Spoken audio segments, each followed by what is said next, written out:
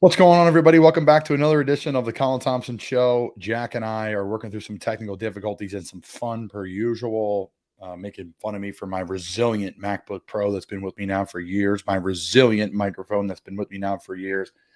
And you're resilient too, Jack. You've been with me for a few years too. So that's something to be said, including our friends over at the original Fudge Kitchen, a business that we've been working with for years. Jack's got the visor on the day. Thank you, Jackie. Guys, the Fudge Kitchen's awesome. I just think it's a great little gift. It's a couple bucks, whatever, for a box of fudge, just to send somebody across the country. What better little gift to give somebody when you're thinking about them? Whether they're maybe they're sick or maybe they're doing great, and you just want to tell them you're thinking about them. Then a quick little box of fudge or some chocolates, maybe a wish wrap. So check out our friends at the original Fudge Kitchen, shipping fudge and sweet treats across the country. Fudgekitchens.com. Jackie, how we doing, buddy? Doing splendid, just another great day in the NFL offseason. Different rumors, different reports of all varieties. We got jersey news, logo news, all that fun stuff. Yeah. What jersey news? The Philadelphia Eagles submitted a proposal, or will submit a proposal at the NFL owners meeting to see if the NFL will allow the number 0 to be worn on uniforms this upcoming season. Who won 0? I don't know. I mean, I feel like a couple college teams. I know Oregon. I think it's just allowed across all college football. I know Oregon's the one that kind of pops in mind with players that have worn 0. I don't know how I feel about it. I thought it was going to be the Kelly Green thing. Well, that is also in the pipeline. That's been announced, but that was the uniform news I was referring to, alongside the Detroit Lions announcing they will have new uniforms in 2024 and an alternate helmet in 2023. Kelly Green's been known for about a year now. That's old news, Colin. Just as old as your MacBook. You know me, man. I am focused on the here and now, or try to be at least. Okay. So lots to talk about today. First off, Dr. Precourt is coming on today. A chiropractor, whole health, just stud out of Santa Rosa Beach, Florida. Someone I've been fortunate enough to work with through my father-in-law and my in-laws and my wife. A great chiropractor, also has a killer social media. Give him a follow. His Instagram's great. It just has like quick 30-second, 1 minute, just like health tips about how you can make yourself better. I take, 1 out of every 10 and implement it in my life. Mental health, physical health, your family's health. But on this show, we talked about a lot of things with Doc. I went on his show, his podcast last week, and then we recorded this about a month ago. So we've been waiting to release it post Super Bowl. So we're really excited for it. Doc is a great guy, super smart, gives great, New Year's health resolution stuff, goals, weight loss, nutrition, hydration, full health. He's awesome. You guys will love Dr. Precourt. Where do I go from here? First off, thank you to Key West. I know everybody, we've been talking a bunch about it because I go, every year, this time of the off season, usually early on in the off season, and spend a lot of time down there with a lot of really great special people, from locals to bartenders to bar owners to restaurateurs to you name it, chefs, locals, friends, Coast Guard members. It's been an absolute blast. Looking forward to get back down there again soon. I absolutely love my time down there. An absolute blast. So there's a few things I want to talk about today. And first was a thank you to Key West. We're going to get into the bar of the week here in a little bit. Shocker. It's going to be from Key West, and it's probably going to be our last one from there for a little bit. But, again, there's lots to discuss. First thing I want to discuss, and then Jack can hit me with some hard-hitting questions, is kind of what's going on Not For Long Media. There's been some changes over the last couple of weeks, months, and they've really all been really good. We're really jacked up. We have a great team here, and we're really heading in a great direction. First off, we changed our logo. So the hats, we have black Nike hats made. That will be up on our website by the end of the week. We're really excited about those. Check them out. And then really all our shows. So kind of an update of what's going on with all our shows right now. The Same Owner Show, which has been a new addition to what we have going on here, Not For Long Media. It's just been so much fun. We're going to do different shows, kind of travel shows once a month. We did Key West last week, and we featured bars and restaurants and places to stay and things to do, for really anybody that's traveling in and out of town. Best sandwich, best pizza, places to different, eat, drink, have fun, be merry. We're going to do that almost not every town, of course, but a lot of towns. We're going to do ones in Jersey Shore. We're going to do Annapolis, Maryland. We're going to do Charleston. We're going to Clearwater, Florida. So you're on a trip and you want to listen to kind of the different places. We're going to try to get locals on, or people like me who are a part-time local and really spend a lot of time down there, not hammering Yelp for a review or two, or going to the main bar. So Key West we hit last week. There was a bunch of places on there. Going back and listening, I left one or two places off the list, but I digress. The Sam Boner Show, it's cheesesteak month, so expect a lot of material coming out from cheesesteak month. Lots going on with the Sam Boner Show. Breaking Bats, obviously it's baseball season, so lots to discuss there with Breaking Bats and what they have going on. Jack and I are going to be doing a bi-weekly kind of college baseball update with them. Ryan Ripken, obviously everybody knows a Ripken name in baseball. He's been a co-host of the show. Justin Ayers has been a mainstay there. And then Brian O'Grady's going to be in and out of the show moving forward as he gets settled in for the, I think, Korean Baseball League or Japanese. What's he in? I believe it's Korean. He is Korean in this year. Yep. Not the JBL. He's in the KBO, maybe. I don't know what it is. I'm sorry. There's a lot. Or KBL. But there's a lot following where Brian is. He's across the world playing baseball. He's the man. Two Girls, One League. They just did their kind of, not a last episode of the season 1 of the show. So they're keeping track of some things and tracking kind of where free agency is right now. They touched on the Super Bowl last week. We kind of turned the page with that. And now they're all talking free agency, what's to come. That will probably come out on a bi-weekly basis. We're still trying to nail that down. Geez, Harry Mays and Jason Martinez. So it's really rounded into form as golf season comes around for Harry. NHL playoffs come around for Jason. They just create a really unique sitting at a barstool aspect to their show. And then a newest show for us is Showtime Speaks with Rashid Bailey, a CFL legend, champion, Division III football turned NFL player. Just a crazy story. Playing college football in my hometown, Doylestown, Pennsylvania, at Delaware Valley University, formerly Del Val College. And just taken off. And then and then brought to light with Mario Abreu. Actually, Jack doesn't even know, but we're getting a lot of interviews done on his end, and they're growing, working, and we're working our way there. It's a military podcast that I'm really, really excited about. So a lot to just, kind of handle there with Not For Long Media. And again, appreciate everybody supporting us. Our social media, our TikTok, our Instagram, our YouTube, everything we do is online. You can see what we got going on. So enough out of me, Jack. I got to talk about Shots and Giggles, though, before I send it over to you. Shots and Giggles, the premier locals bar in Key West, Florida. It is the best. One of the bars of the week I'm going to get into in a second here is also a premier locals bar. But Shots and Giggles, Key West, Florida, you can't beat it. Walk up to the window, get a drink to go, hang out, tear it up. You got, your music rocking. If you make a request, you're hanging out in the back bar, you're hanging out at the front bar, the food on there on football on Sundays. The onesie pub crawls there. They got a bar crawl there. They just have just the best bartenders and the best people that run it there. So again, check out their new swag, shotsandgiggleskw.com. I just bought a shirt from there the other day. Sweet cotton long sleeve shirt. So big Shots and Giggles fan. Shocker. Jackie, what do we got, buddy? What are your questions today? We got a little combine fun. Yeah, so obviously, as this week, the big news across the NFL, alongside all of the jersey stuff that pretty much me and only 15 other people care about, is the NFL Combine. That's the big news. Obviously, a lot of talk this week about Anthony Richardson, Bryce Young, that stuff, but we're going to throw it back a little bit. Obviously, the most important, I won't say most important, the most popular aspect of the NFL Combine is the 40-yard dash. So I'm going to hit you with a little bit of trivia here. 40-yard dash times amongst some of the most popular players and some players that we know across the league. I'm going to have you guess and see which one is faster. I did a little research on this one, a couple interesting answers. We'll start first with who is faster between these two, Hassan Reddick or TJ Watt? Oh, Hassan Reddick.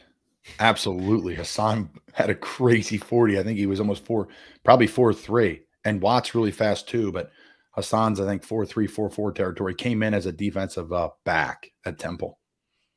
So Hassan was faster, but he was only at 4.52. While TJ Watt was a 4.69. There you go. Next one, we'll move to the running backs. We've got Christian McCaffrey or Jonathan Taylor. I got to go C-Mac here. I think you have to go C-Mac. And you're giving me the look as no, but I'm going to pick C-Mac regardless. I think we go C-Mac, but Jonathan Taylor can really run too. Yeah, I pick C-Mac, but your face tells me I'm wrong. Yes, JT had the faster time. He had a 4.39. While Christian only had a 4.49 40-yard dash. Wow, only. Guy's a snail. C-Mac, come on, man, up your number. We'll go to the trenches here. Lane Johnson or Trent Williams? Ooh, I'm gonna go Lane. I'm gonna go Lane Johnson. Bigger, leaner than Trent coming out of college. Former tight end quarterback. I think Big Trent was a tackle all the way through. Yeah, Lane Johnson was faster at 4.72. Trent Williams wasn't too far behind him, 4.81. Moving big time. Go to some quarterbacks. Baker Mayfield or Daniel Jones? Oh, Daniel Jones. I love you, Baker. But Daniel Jones can really run. We've seen him do it in games. Baker's got some quickness to him, but I'd say Baker's probably quicker. Than fast. Daniel can really run. Love you, Yeah. Baker. Sorry, buddy. I'm slow as shit too. Daniel Jones was faster, 4.67. Baker was a 4.84. All right, Baker, humming. We'll go next. Linebackers. Bobby Wagner or Fred Warner? Ooh. They both can really run. Wow. I'm going to go Fred Warner. You'd be wrong. Bobby Wagner is the second fastest of the group, 4.4640. While Fred Warner was a 4.64. Wow. I thought Fred was really a runner. I mean, he is still, but man, Bobby with the 4.4. I'm sorry, Bob. Don't take it out on me next year, please. And we'll wrap up with the tight ends. George Kittle or Travis Kelce? Even though Kelsey's more known for a route runner, I'm going to go with Kittle's 40. He just seems explosive and can really hit the gas and go. I'm going to go with Kittle. You'd be right. Kittle at a 4.52. Kelce at 4.61. Okay. Yeah. Sounds about right. That's good stuff, Jack. Wow. Look at us. I mean, we're moving up. We could do 225 bench test next week. It's amazing the things we can do when we sometimes script things out a little bit. Look at that. We got a segment for social media now. Take a look, take a bite, take a listen. All right. Shout out to our friends, guys, at actionsoverwordsapparel.com. Actions Over Words Apparel, donating a piece of whatever you buy partially goes to charity. And, they're putting their actions over their words. A really great group from K-May, New Jersey. All right, Jack. Sleep Drink, promo code Colin, Psalm Sleep, the best way to fall asleep and get up and kick ass the next day. Psalm Sleep, promo code Colin for 10% off your box of Psalm Sleep. All right, Jackie, anything from you, or am I right onto my bar of the week, bud? I think you were possibly going to ask me some questions this time around about upcoming free agency, but I don't know when we were. I was. Yeah. I mean, I think there's a lot of discussion here, right, of what these quarterbacks. And I'll just, I just want to hear your thoughts on it. It's kind of tough for me. I don't like to give my thoughts too publicly because it's like I could be playing with one of those guys next year or whatever. It's always a tough thing. So that's really not really my show. Maybe others will do it, but you can go to, big ESPN or Fox for that stuff, hot takes and decisions. But what do you think's going to end up with Lamar Jackson, Jack? I don't know. We were talking about this shameless plug on the Ross Tucker Football Podcast, and Ross brought up a very great point. Lamar is like, he doesn't want a fully guaranteed contract. The number that was kind of thrown out there was like $130 million guaranteed. And if we were to do the numbers between a fifth-year player option and then Lamar's first franchise tag next year, and then his second franchise tag next year, if that's what he won and seems like he's trying to avoid, those would roughly kind of shake out to be the amount of same guaranteed money, interestingly enough. But, I mean, I don't know if it's just Baltimore using it as leverage or Lamar using leverage. There's talk about trades. I mean, it's the first time it's like, oh, maybe a trade could happen, which is the first time anything along those lines sort of come out. It seems like the last few months is like Baltimore is going to keep Lamar. They're going to figure it out. So it's interesting to see if that's actually a fact. But it's confusing when you bring up those numbers about the tags and the options. It seems like it almost shakes out to be the same amount. So I don't know. My gut feeling is that he will stay in Baltimore at least one more year. And then the standoff will kind of lead to, well, if he gets that money or if they're going to finally move on from him. But I would have a feeling that he's back in Baltimore next year.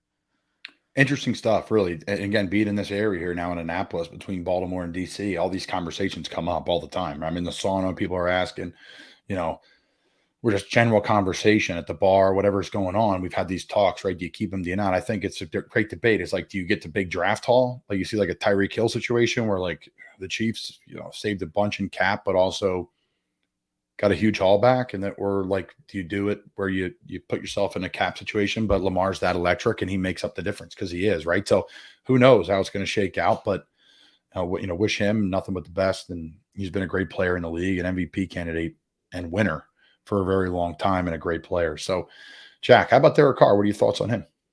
I think Derek Carr is an interesting one. I think he's kind of spoken. It seems like there's a very there's a big divide between the teams that need a quarterback, they're going to draft one, and then the teams that are going to need a quarterback but seem like they want to win now and sign one. So obviously the big two in terms of signing a quarterback looks like New Orleans and then the New York Jets. The Jets and Aaron Rodgers, in my opinion, it just seems like a marriage waiting to happen. It's very cool. It's very funny how the career parallels of Aaron Rodgers and Brett Favre again line up with the fact that they both move on and end up as a New York Jet if that ends up being the case. It just seems like it's a perfect win now roster waiting for Rodgers that desperately needs a really good quarterback with a great defense, a great young core on offense. And I'm pretty sure, I mean, imagine most of their cap would be tied up in signing Rodgers if he's moved on, because that contract was really only meant to be a 1 or 2 year deal, even though it was a 4-year contract. But it seems like New York is the ideal landing spot for Rodgers. And with that would pretty much only lead New Orleans for Derek Carr. But they've got massive cap hoops to jump through every single year. They're somehow 50 million over the cap, but after 2 weeks, they've got like 60 million in space. I don't know how. I try to understand the cap more and more every single year, and every year I'm left more and more confused. It's a very loose cap, right? You can go and you can restructure contracts. I mean, Carolina, obviously, I'm still close with them and seeing what they're doing on social media, but they already restructured Austin Corbett, their big time stud offensive guard, the guy from the Rams. The guy's a monster.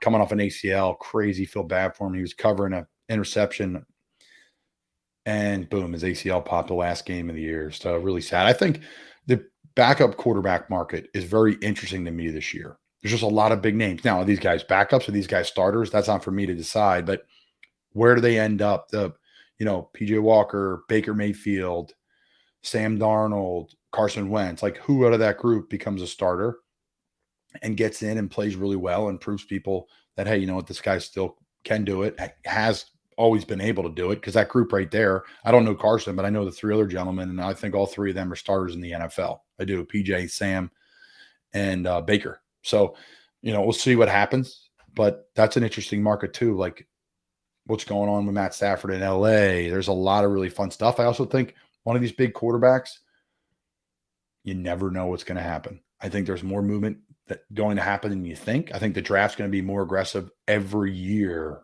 It's more aggressive every year. So it should be fun to see how it all shakes out. I wish someday I'll be able to publicly give my opinions, but for the time being, as a current NFL free agent, I'm not ready to do that. But when I'm done, I'll be ready. There'll be plenty of time for that, Jackie. Hopefully you're still hanging out with me, bud.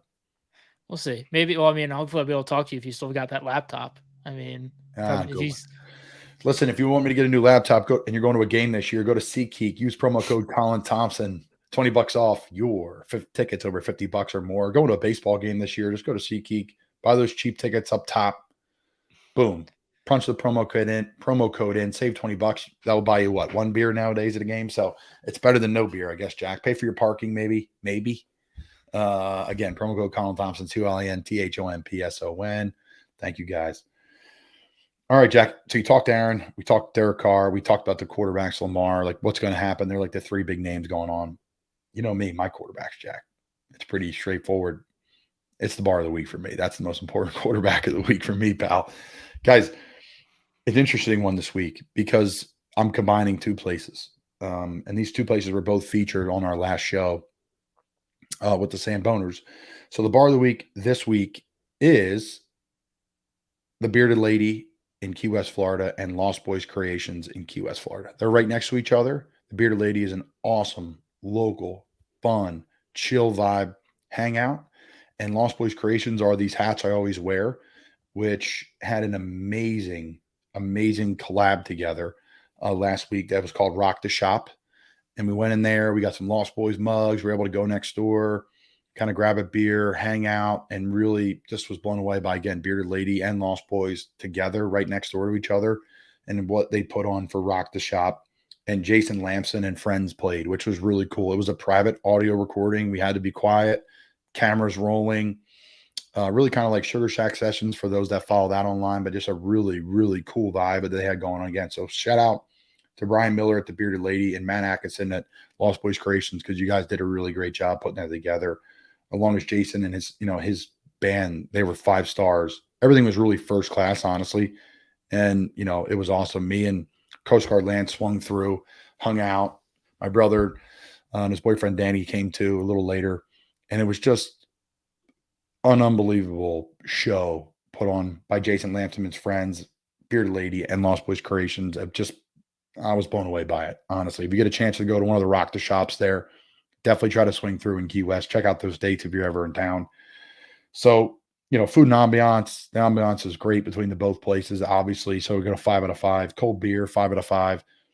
Service, 5 out of 5. And, really no TVs, if any. So we're going to go 3 out of 5 on there. So 18 out of 20 for the Bearded Lady and Lost Boys Creations. Again, shout out to Brian and shout out to Matt because it was really well done and was a first class by Jason Lampson and friends, the band that played. So I'm a new fan of them. I already downloaded a bunch of music of those on Spotify. Going to work on getting them to be one of the intros maybe to our pod. So good stuff. It's good stuff. Anything else for Jackie before we wrap up? I have a question regarding your grading. This is meant by no disrespect to Lost Boys or anything. Now, did they have any? It's about your TV grading. I feel like you always say there's not many TVs and you give a 3 out of 5. I want just at first, before I go any further in my critique, your background on that. Your decision. So if there's no TVs, but the food and ambiance is incredible, right? Like some of these bars in Key West, there's no TVs. Like I don't think the Green Parrot has a TV, but it's like the greatest bar in the world. It's like, you're going to ding them for no TVs? No, you don't go there to watch the game, but it's a bar. So I'll give him a 3 out of 5, or I'll just give him a 5 out of 5 because it's that incredible of a place. And you don't even need them. You don't even look for a TV. I think we have two. So I don't agree with that standing. I think there are two solutions that we can kind of find here in the grade and that we can talk about live. I think you just have to strike it from the record entirely. You just do it out of 15. Because it doesn't do, it's just not fair. Like, okay, they got a great bar, but then you got to change the TV grade. You got to make it, you already have ambiance. I think the ambiance is background noise. I think you have to make it background. You have to have a substitute for TVs. Could be live music. Right. Could be live music. I think you need to make it a live music or something along those lines. Maybe it's live music, Jack. Maybe it's live music. You're right. I like it. I think that's the way you do. Listen, I'm good for something around here sometimes. Yeah, sometimes. Yeah, I love it. Call me out. But we got to keep it out of 20. So no food. So we go right to the live music. It's got to be, or no TVs, right? Because I'm trying to think of the bars down there. No. Yeah. So they're okay. Yeah, you're right. If thinking about the bars, you got to do it. Beer Lady, no, they don't have any food, right? But they're just a great little bar. But the ambiance is cool and right next to Lost. So you could give a 5 out of 5 on food and ambiance if the ambiance is tremendous because you got ambiance to rely on. If you just had it food, you can't give a 5 out of 5 on food if they don't have any food except what, peanuts or popcorn. What do they have? Green Parrot. Green Parrot's got popcorn. Popcorn, that's what it was. I feel like, but if the ambiance is tremendous, you can still get that 5 out of 5. You can't get a 5 out of 5 if it's just popcorn. If it's just food, no ambiance. I hear you. And again, Beer Lady has a couple TVs, but you're not going there for TVs. You're going there to hang out, BS, little live music next door at Lost Boys. So good stuff as always, Jack. We're losing people, as they say on Chiclets. Kathleen from Key West is slamming on the wheel. Like, can you guys end this show right now? What is going on? So, Andy in Annapolis is doing the same thing. So, Jackie, I appreciate you, buddy. Thanks to all our sponsors, Original Fledge Kitchen, Shots and Giggles, Actions Over Words, promo code Colin for Som Sleep. Hello. And then let's see, promo code Colin Thompson for SeatGeek. So appreciate everyone sponsoring our show, checking us out, supporting us. And again, check out all our shows because there's a lot of really good ones. I hope you guys enjoy the Dr. Precourt show. He's tremendous. Hope you guys learned something. Engage with him. Check him out on social media. I'm Colin Thompson. That's Jack Connell. Have a great day, guys.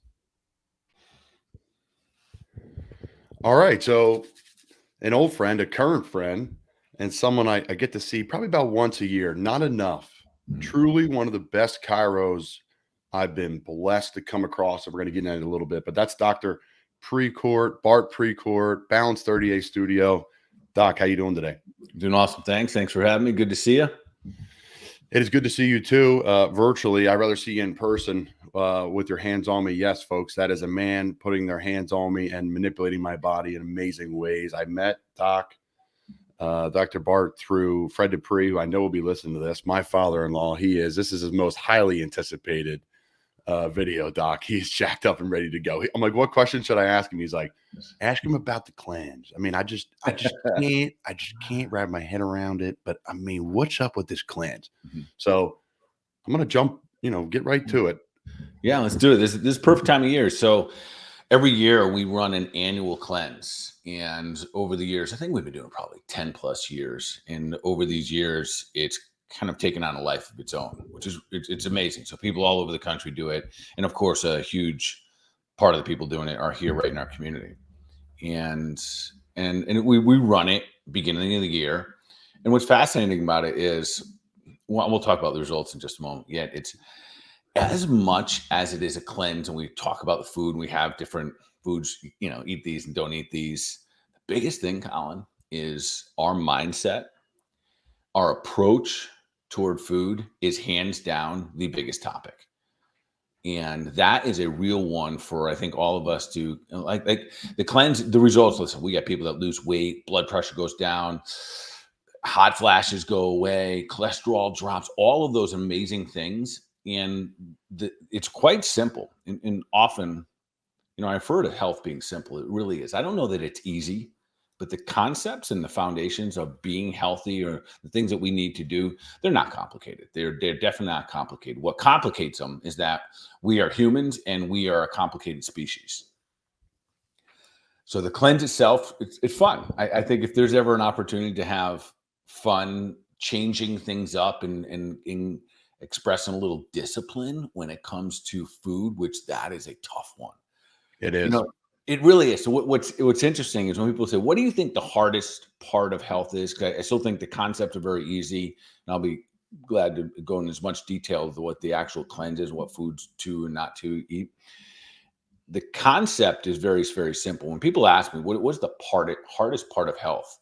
Is it exercise? Is it the mindset of, getting motivated? I said, no, the hardest part to me always is the food, what we put into our mouth. And I think there's a lot of reasons for that. But the primary one is that we have associated food with pleasure. Yes, I was just going to say that, especially me in my world of just being an athlete. Yeah. I remember fondly, Doc, of, I think it was yesterday, it would be University of Florida. That was before we met. And we would have a huge lift, like 6 a.m., run and lift. And we are grinding on a Friday morning. And it's probably good for an athlete that age, especially all of us are probably underweight. We're trying to develop. It's a much different thing being a freshman in college to being an adult, just working 9 to 5. But we would be at Florida. They would kill us in the morning, right, at 6 a.m. So then the coaches could go out and have a great weekend. And we would too. Well, we would, like I said, run, lift, this whole thing, 2-3 hours.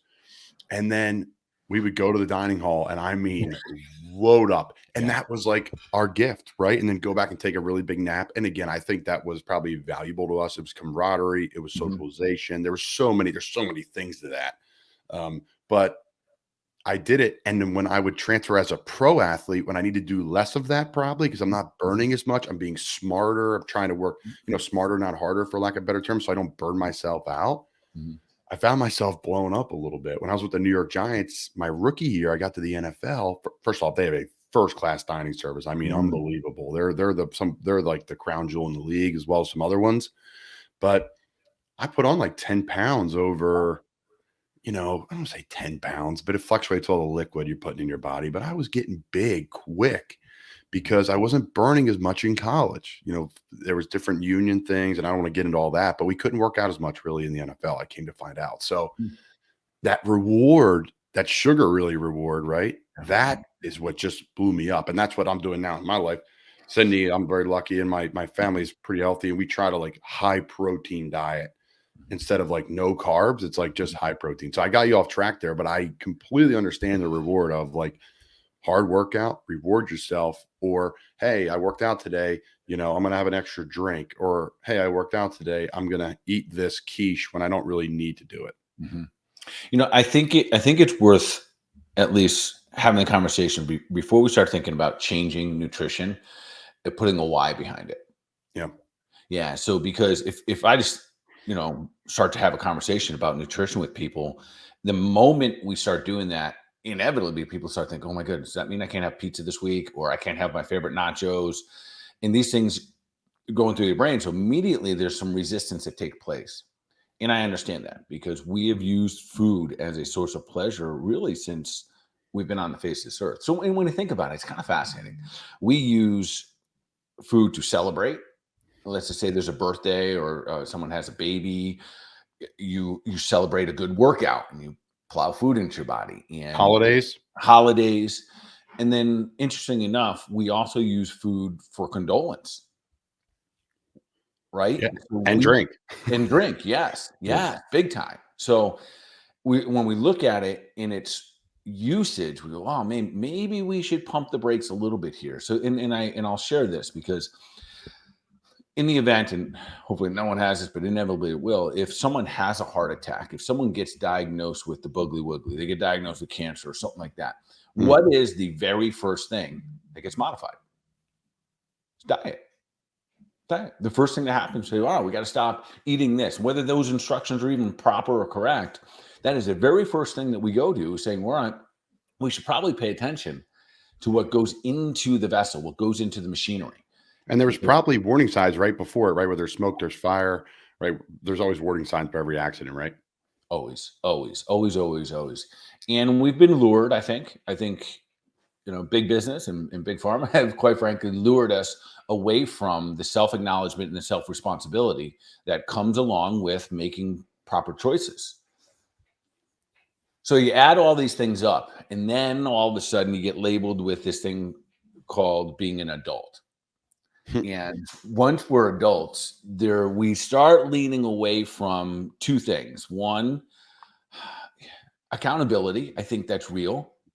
There's less and less people that we are held accountable by. So for you in your profession, fortunately, you have coaches. You might be a star athlete and a stud back in the day, but at the end of the day, now you work and you need to be accountable to your coaches and your teammates. So or you lose your job. Or you lose your job. Absolutely. Yeah. And I think in perspective, you could flip that over and say, what if you aren't accountable for your health? You lose your job as well. Yeah. Or your family or your life in the long run, really. Amen. And that's the kind of conversation that I typically have with people, especially when I'm doing a podcast or, talking about the cleanse in the months coming up, listen, the nice little thing is, you lose some weight. I lost some weight. I'm on my cleanse right now. I'm on day 16. It's pretty cool. Nice. And again, so it's not like I'm drawn out. I'm not like worn out. And I'll get into it in as much detail as I want, but the idea behind it is the important part, because the truth is, if you lose your health and it starts to fade, all of the things that we cherish in life, being a great husband, being a great dad, being a great athlete, being a great businessman or woman, we lose those things too.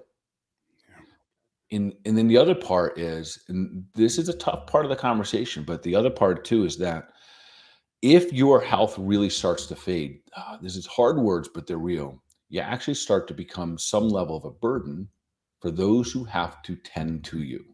Massive level. And before we even get into that, Doc, how do you have these conversations with your family and your friends? I find that extremely challenging. And especially I'm a pretty open and honest guy. I try to be. And it's hard because they're like, well, you play football. Or, you want to be like, no, you don't want to be like me. I'm just trying to implement some of the knowledge that I've learned over the years that's been really forced upon me, whether I want it to be or not. It's like, wow, it's pretty simple. Like you said, it's not easy, but it's pretty simple to do. You could still have fun. You could still live life. You could still have that pizza. You still could have those beers, but there has to be some sort of something and extent. Advice for people that need to have those conversations with family and friends. They're not easy, and yet there's some strategies. And that's been my job for 26 years to try to figure out how to navigate through some of the excuses, some of the complaints, and through some of the lack of responsibility. So I'll start with this one. Don't tell people what they need. You need to do this. You need to eat this. You got to stop doing that. That's not inviting. It doesn't feel like love. It doesn't feel like a partnership moving forward for the same benefit and purpose. What I do find very effective is asking good questions. So, Colin, you're in a part in your career where it's different than when you were a college athlete. and your goals moving forward are different. So now you're probably starting to think, man, I might have a family one day. I might know at some point I probably won't be in the NFL. And I find in this group of men and women that are professional athletes now are asking these questions more and more. What's it look like afterwards? Which is beautiful. And I think that if we start to help people ask the question, well, what is it that you want, Colin? What is it? And it might be a family member. What are you looking forward? And here's, I think one of the challenges, we're not asking those questions enough just in general with our friends and our family and the people that we love, sitting down and literally saying, Colin, good to see you, buddy. You know, what's going on in life? What are you working toward? What do you want? What's next for you? So you're saying there's an aimlessness to it, really, from some folks of, I don't really have goals for, maybe it's, I want to be around for my grandkids. That's a goal, right? I wish, right. I want to, and what's the value on it? How much time, because that's a whole nother thing. I want to be around for my grandkids. I want to go on vacation more. I want to make more money. I think that all has to do with health, truly. Because if you want to make more money and work more, you have to have the health and the mental availability to do that. I think it all intertwines with your body. Yeah. So, for example, you mentioned Fred, great father-in-law. As you may choose to develop a family and have some children, it'll be one of the things that I will use to keep Fred motivated. I will hold over his head and say, do you want to be the old grandpa, or do you want to be the one throwing the ball or going out for a pass with the 10-year-old child, which means you probably got to be healthy, strong, and fit for the next 15, 20 years. And you're not 20 anymore. So that puts you at 70 years old, being healthy, fit, and strong. What's that going to take? And Fred, turn your mic down here because I don't want to give you a compliment. Fred is in great shape and works his you-know-what off. So for those that don't know, listening who Fred is, and I'm sorry, Fred, I'm giving you a compliment publicly here because you do not deserve them. Fred's in great shape too, but it's a great point, Doc. Yeah. So those are the things. So people are looking to help family members, and I get it. We all are. And especially if you have chosen a path that is starting to incorporate more health and health habits, and you're starting to view your decisions a little bit differently. You're starting to think almost as the actions you take today are investments for tomorrow. And with health, again, it's a simple concept, but it's not easy. And here's why.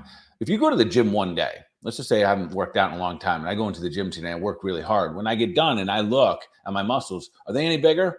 No, they're not. I have to do that over a compounding time, effort, energy, and it's hard. Like I got to put the work in.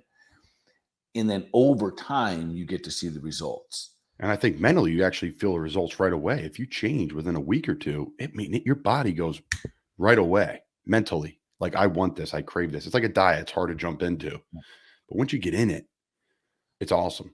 Colin, that point right there is huge.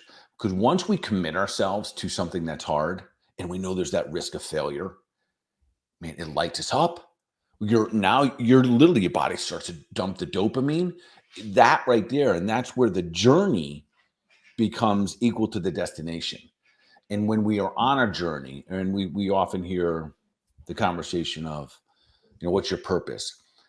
And to some degree, when we start to find little purposes within the big picture, and like, all right, I'm going to work on my health this month or this year, and you're on that journey, there's purpose. There's your hormones change, your biophysiology changes, your purpose of the decisions that you make every day. And the beauty is you end up having these small victories all day long. You go to you go out to eat with your family and friends, and maybe you got the burger, you kicked off the bun, and this time instead of fries, you get a side salad.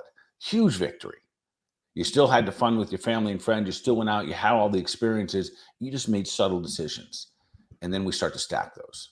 Yeah, no, that's a great point. I think the one topic as we keep moving along here, that's been really good for our people our age, our parents, and what you're doing right now is your intake of water.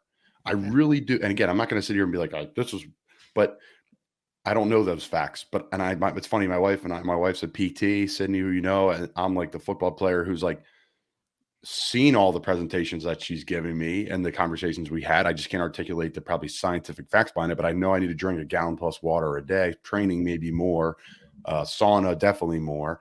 So I just think our generation and our parents who grew up not drinking water, drinking Coca-Cola, drinking high sugar drinks, No shot at Coca-Cola. We'd love to have you as a sponsor. But my point is, it's just going to be, I think our society is healthier because of it.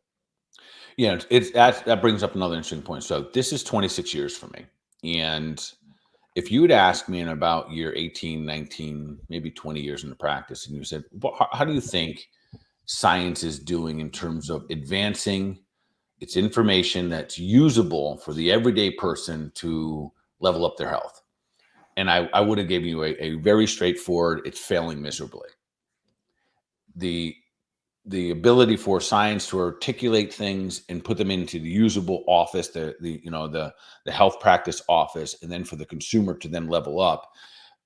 Some data was out there, but now, if you ask me, this last 5 years, it's gone from this steady, almost decline to a rock. It's going through the roof. We now have so many crystal clear opportunities, and I don't really like to use this kind of the phrase biohack, but we understand so many things that are right at our fingertips to level up our health, no matter what age you are. Because if you weren't doing them yesterday, and you start doing them today, you're leveling up, which is beautiful.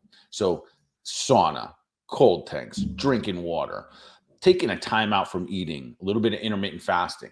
So these were all things that were on the cusp, but now because of social media and podcasts and the amazing men and women out there that are educating and so many people more interested in them, really it's more available now. And I feel like the impact that we can have in a shorter period of time is better now than ever. No doubt. You bring up some great points. In our facility, we do have unbelievable sports science folks. We didn't have the sauna. Boom, the sauna's in there. 20 minutes a day, 3 days a week, improving heart health, cardiovascular health, like simple things that people are like, I'm not gonna do that. It's not a part of my schedule. Okay, it's a little bit out of your way. It could really change your life. I want to talk about the community down there because it's really unique. It is. I love it there. Like I'm ready to move. Like I've always been. I'm from a family. It's like, good, let's go. Let's uproot because you can't manufacture. You can manufacture a house anywhere, a community anywhere. You can find a house where there's a roof as long as your family's there, whatever that means to you. But that community is really unique. It's very active, obviously with the water, with the weather.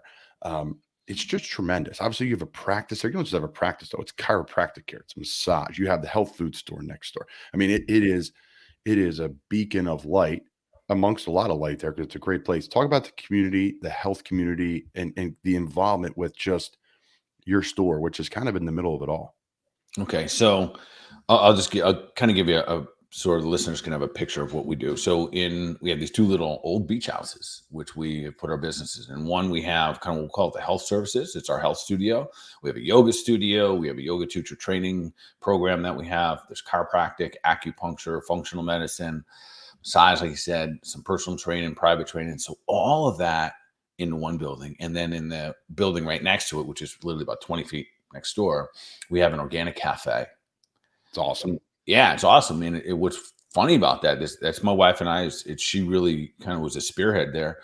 And we've never been in the restaurant business before, although we've always been in, well, at least for probably a couple decades now, been in the healthy food business, if you want to call it. That's how we lived our lives. So it was an easy transition, even though we didn't know the business part of it.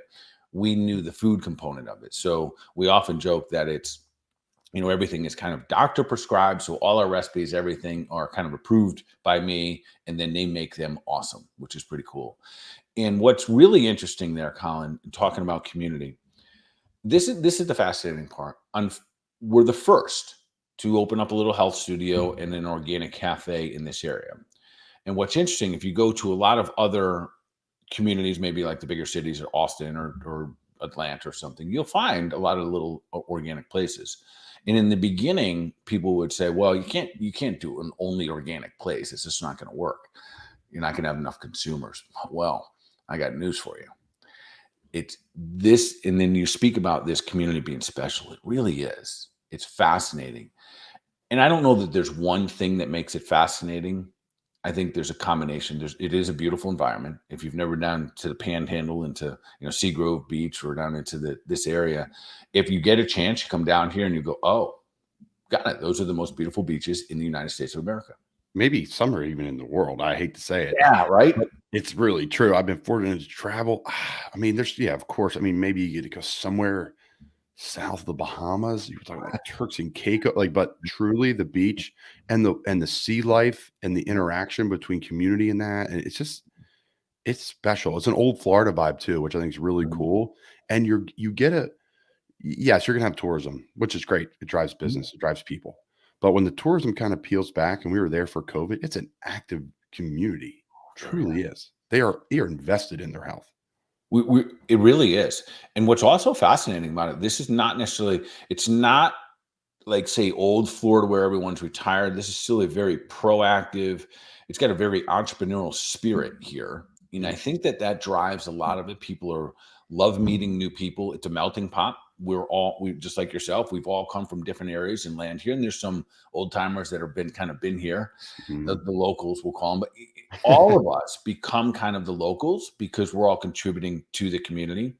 And yet on any given day, you go outside and the sidewalks are packed, bikes and strollers and people walking and jogging and dogs. And then every little shop you go to, you see the exact same thing.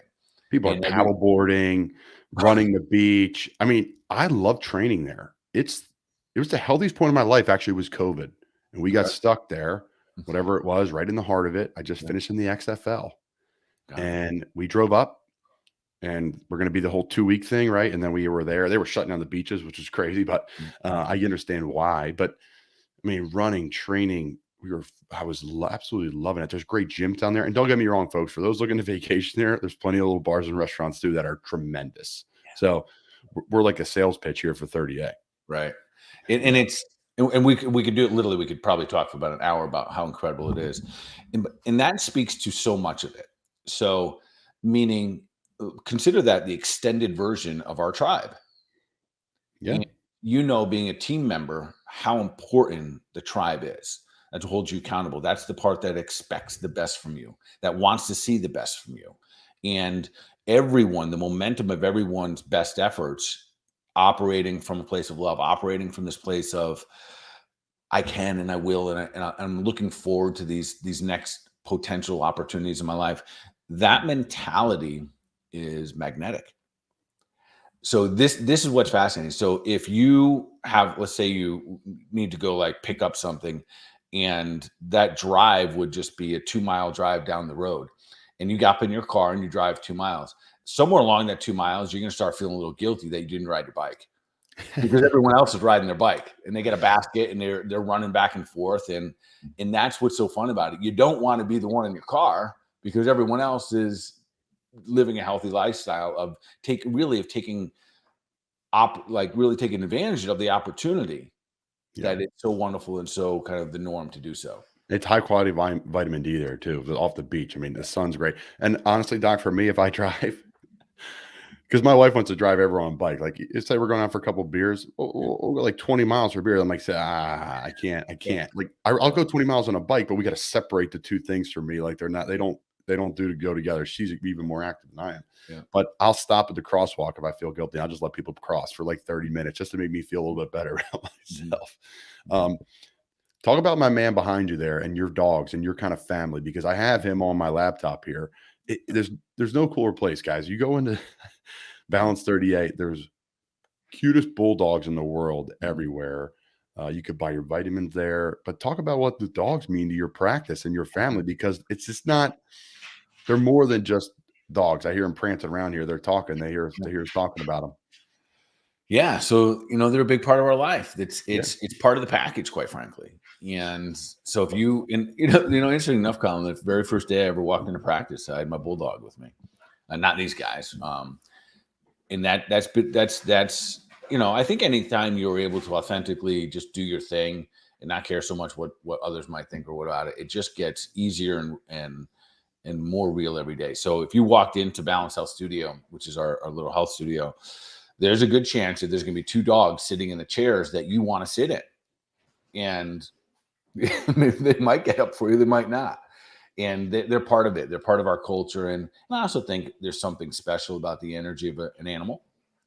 It's always pure. It's always, it's always forgiving, and it's always operating out of love. So it's, and these 2 guys right here you see behind me, they'll make noises, and they come to the office every day. And that's part of our culture. And that's also, down here in this you know, in this environment there, you'll see a lot of dogs. You'll see a lot of people that's part of the community, which is in my world, that's awesome. Yeah, it really is. They and bulldogs. My friend had one in college. I mean, their personalities are just unbelievable. Look at them. They're making an appearance. Yeah. Who are behind you? Which two are behind you? So that's George right there. That's the first one you see right there. And then Okay. behind him, that's Bob. That's Dr. Bob. So if you've been in there, you'll always meet Dr. Bob. He's been around forever. He's the man, the myth, the legend. His sticker is on the back of my laptop as we are Correct. speaking right now. He's the man.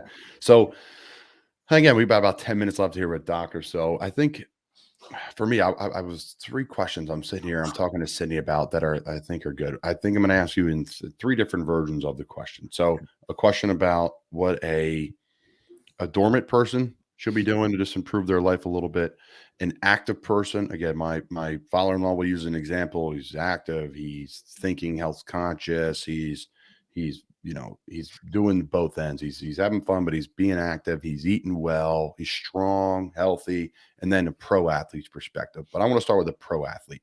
What are a couple things a pro athlete should be doing to take their game to the next level? Because it's a little bit different, obviously, than different stages. This is our life. I'm investing in money, chiropractic care. I'm getting IVs.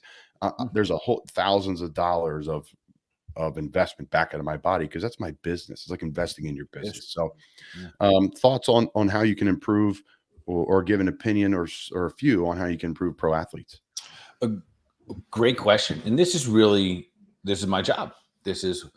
Not every human is different, is the same, right? So we have to start in different places for different people. So for my professional athletes, which it's quite fascinating, this little beach town, we have a lot of professional athletes like yourself who come during off season, literally live their best life, and then like they train, recover, etc. And that is probably the thing that will emphasize the most is your ability to recover.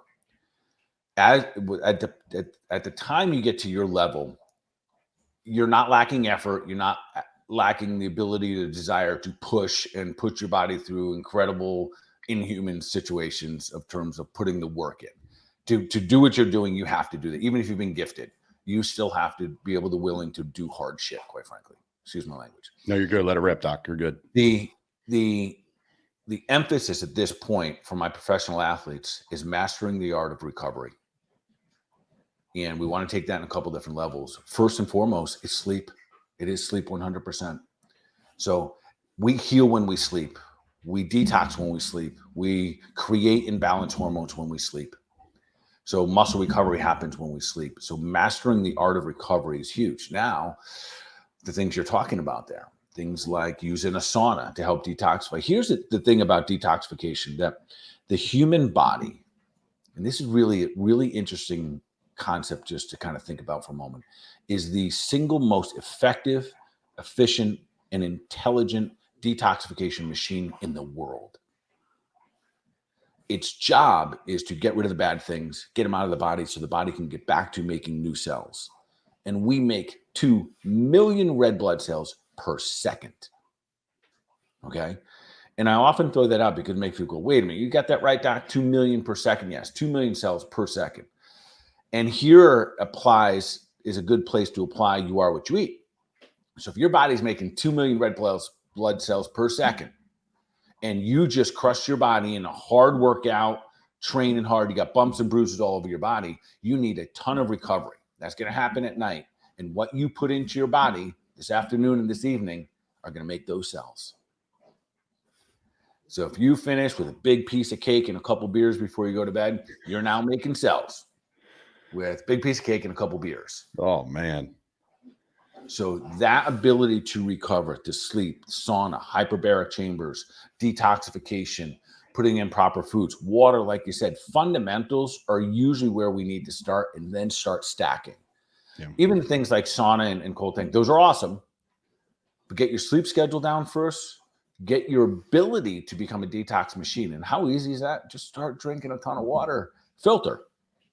Yep. And then be on a good schedule, like you said, like a balanced schedule. Usually eating, on time in those 3-4 meals, depends, 5 meals a day. I think the one hardest thing too, again, goes back to the reward system of, man, I just had a brutal day. I just had a brutal week. I played a game on Sunday. Yeah. It's Monday. I need to escape. Yeah. That's been my biggest hurdle is again, the reward system. You play a college football game and you just worked a crazy work week. We work more in college than the NFL because you're in class and you're like, I'm going out with my buddies, which again it's a part of the kind of the culture of it. That's a whole nother discussion. But that's the hardest part for me. Yeah. And Colin, so really what you just mentioned there, so your reward system has nothing about food. It's about what you view as valuable to your rewards. Yep.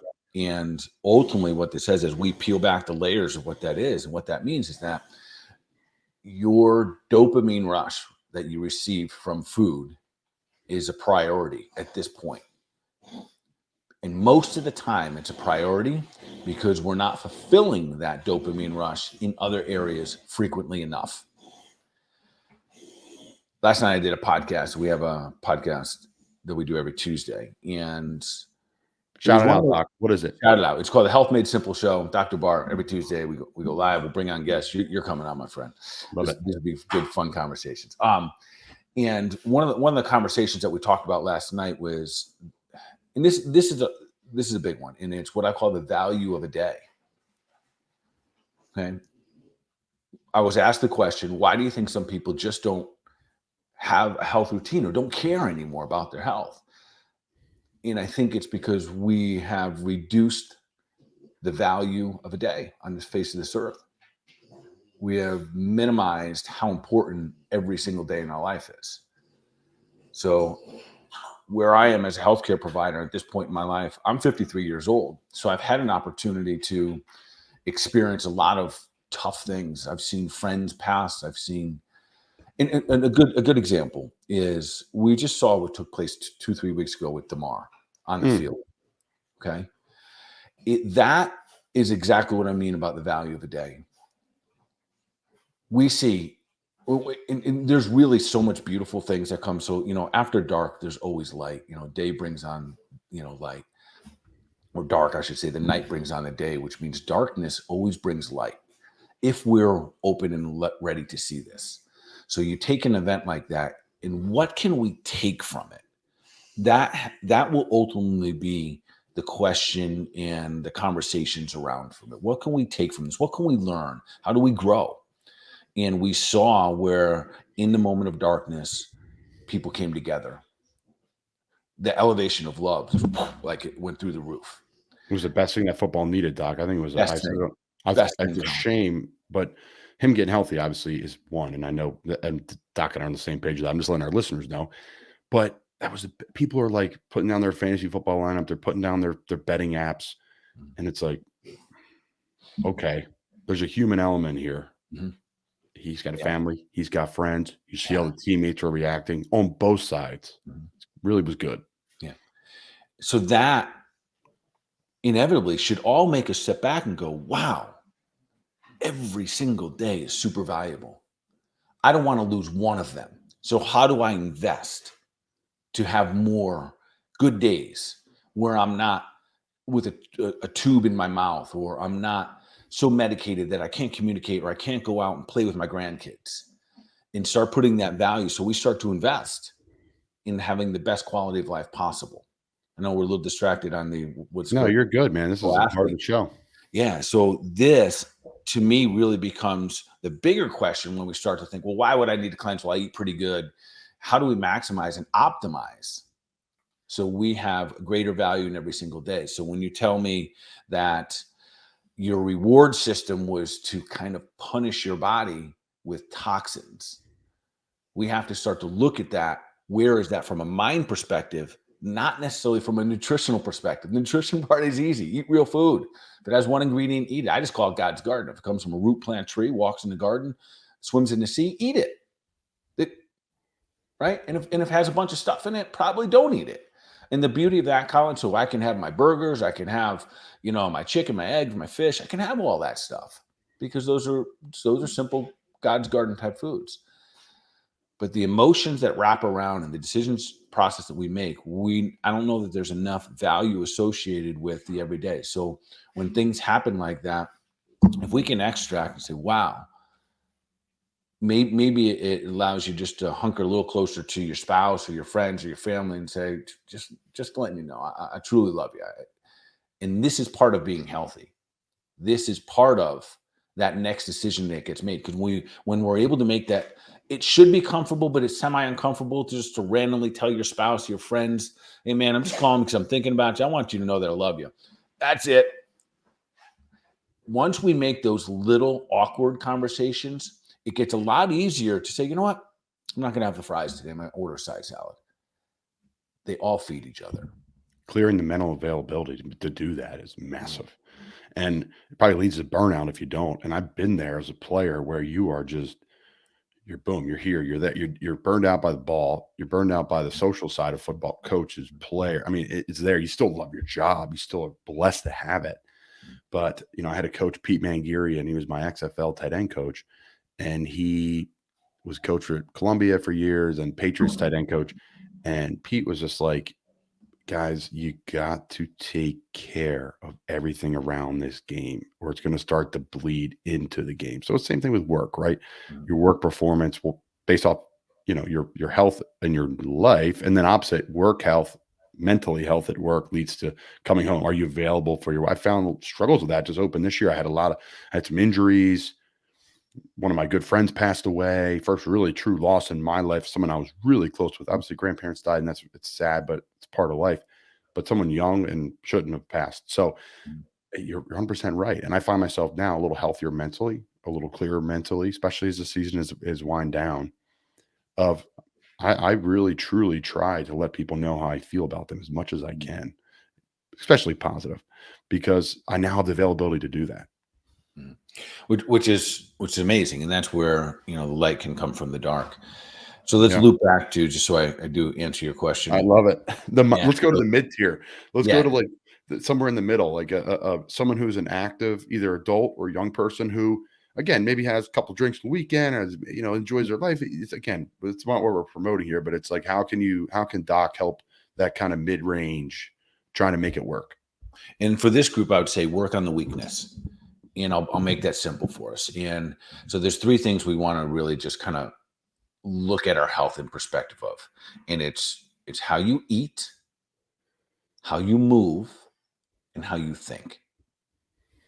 So if we just had 3 buckets, and let's just say that I have someone that is really good at moving. Okay. They exercise 5-6 days a week. They know how to get after it. They're good at it. And it's simple for them. And now it's easy because it's habit. And they're pretty optimistic. Don't have a lot of anger or irritation in their life. They're pretty good there, but they pollute their body daily. So you look for your weak link, and that's where we have to be humble. That's where we have to, you know, own it and say, all right, what are the steps that I can, like, first, identification. Every one of us has a weak, even as a professional athlete, one of those is your weakest link.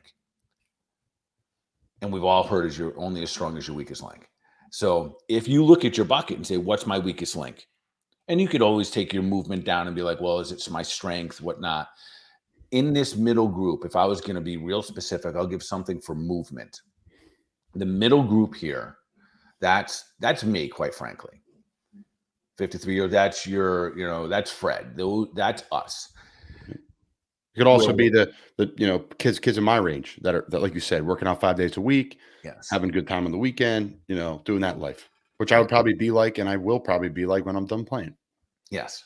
So you're most likely you'll exercise the rest of your life. No one will have to tell you how to do it or tell you to do it. You'll improve it over time. So for those individuals, usually it's range of motion. So range of motion is a very undervalued aspect of health. So it goes as simple. When you're born like Gumby. So nobody's born tight. So many people tell me, Doc, I've been tight my whole life. Nope. Fred Dupree. I love it. This is great. This is unbelievable. I'm like, Fred, this is so much fun because he is the best and such a good sport. But I was so blessed. My dad, of all the things he's given me, and some are good habits with sports, you know, but Kyle, you got to stretch. We're going to stretch. You're going to stretch. And okay. And then now I'm like, pliable as heck. It's allowed me to be injury free for almost a decade now. Yes. And it's allowed me to get in places to do different things.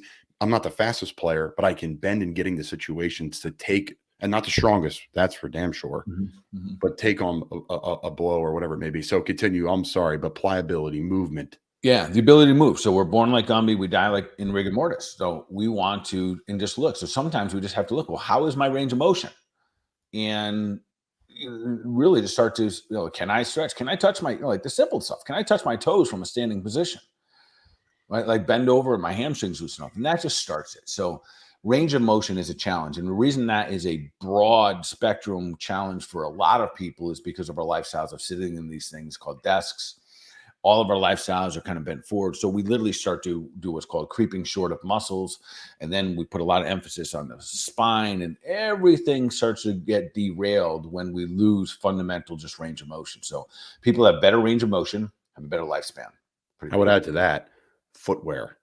That has been and it's been great. There's a huge push for it now. Shoes built for barefoot walking. Continue when you're in the house, take your shoes off.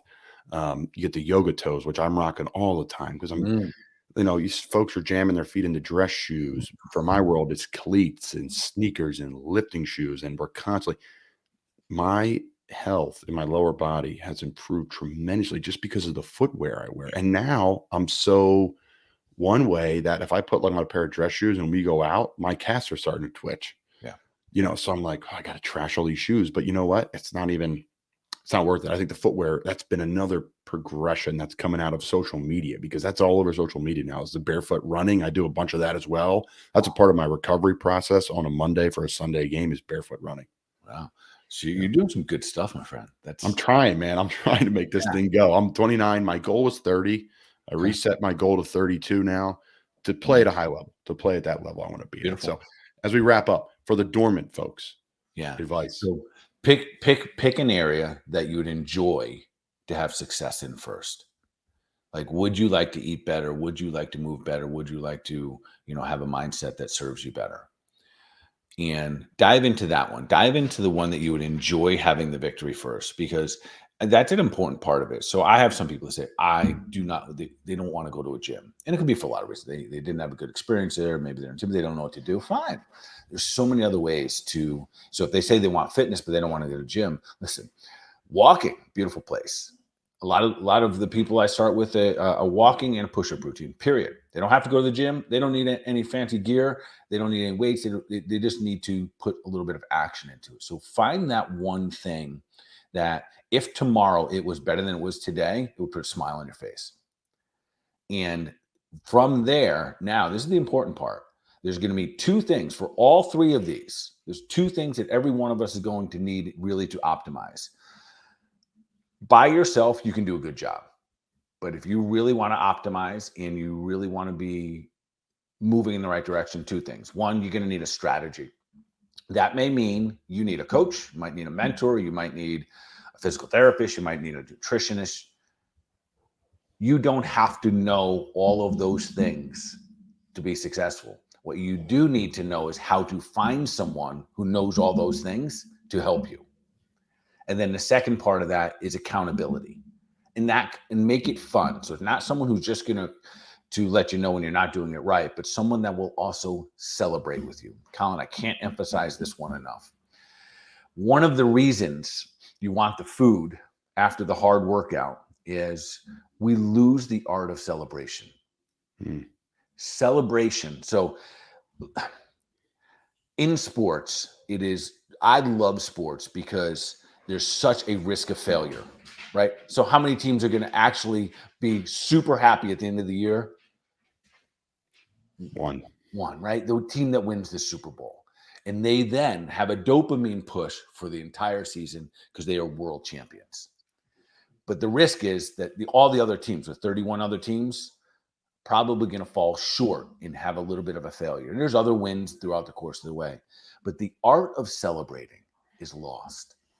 And it comes, and I think this is part of our culture now. Like we don't allow people or support people enough to, you work really hard and be like, well, wait a minute. I was talking about last night. I still remember the day, you'll laugh at this because you probably can relate. I still remember the day when I was in college. I was in the weight room with one of my rugby buddies, and it was the first time ever I benched 300 pounds. I still remember that day because my workout partner was as happy as I was. Because when you have accountability, you train together, you know the hard work you're putting in together, and then when it's time to celebrate, you're celebrating with somebody else. I think it may be my favorite part of this whole thing, this whole journey I'm on. And I think it's what led me at this, obviously physical gifts, to play this tight end position because it's a small room, Mhm. mass challenges, people that are bigger than you, stronger than you, run faster than you, a constant physical mismatch at every position that you're going to be doing. Whether you're pass blocking the best player on the team who makes the most money and you make the least, Yeah. whether you're running on the safety or the linebacker who gets paid to cover you and ran a 4.5 and you run a 5.0. Yeah. And you still get open. Jason Witten. So, you know, that's my favorite part of it. It's the celebration. Even in my role this year where I wasn't playing, I was on the practice squad, I had injuries, just helping the guys off the field. Hey, we play Seattle. They do this. And just the joy of it happening and we're knocking it out of the park. That celebration is like, you talk about dopamine. Holy cow. It's worth all the crap. Because in this sport, in any profession, there's a lot of crap. Yeah. And So you see it with your patients. Yeah. Yeah. So celebrating hard efforts is wonderful. You know, whether it be literally it can be with your health, your wealth, your relationships, but celebrating, I think, is a little bit of the lost art. And when we get back to it, it gives us future things to look forward to. And then all of a sudden we start to enjoy the journey a little bit more. You enjoy the weight room a little bit more because you're working toward and for something. And for the individual who hasn't done anything, to your question, and they just know that they need to be a healthier human being, if they start to look at, all right, what one thing would I enjoy if I started to do today or I had a little bit better? And they put a number on that. They put a time limit on that. They said, I'd like to lose 2 pounds. I would like to be able to walk a mile, run a mile, or whatever it may be. And they put that on the calendar, and then they got a strategy. And that strategy might come from, again, like a coach or a best friend for that matter. And then they had an accountability situation set up. So someone could say, well, did you get up this morning? Did you put on your running shoes? Did you get outside? And those two things together, your results will 10x. If you do them by yourself, there's a good chance you could still achieve them and not at the same pace. I love it. There's so much to do. And I'm only halfway through. And we got to wrap it up because we're going to have Doc back on, and I'll be seeing Doc here in May. I'm going to book my thing right now because you're a busy man. Guys, Balance Health Studio. If you're anywhere between Panama City, Destin, in that area, it's a must, absolute must. Dr. Bart Precourt, fantastic on social media, great nuggets daily of just health things, changing your life, personal stuff. I mean, really cool stuff. Doc, I can't thank you enough for being on. I really appreciate you coming on the show. Oh, thanks, Sam. It was great seeing you. I look forward to seeing you, Sid, probably as well. Yep. Yeah, keep doing your thing, man. I love your messaging, and thanks for having me here today. Thank you, bud. Talk soon.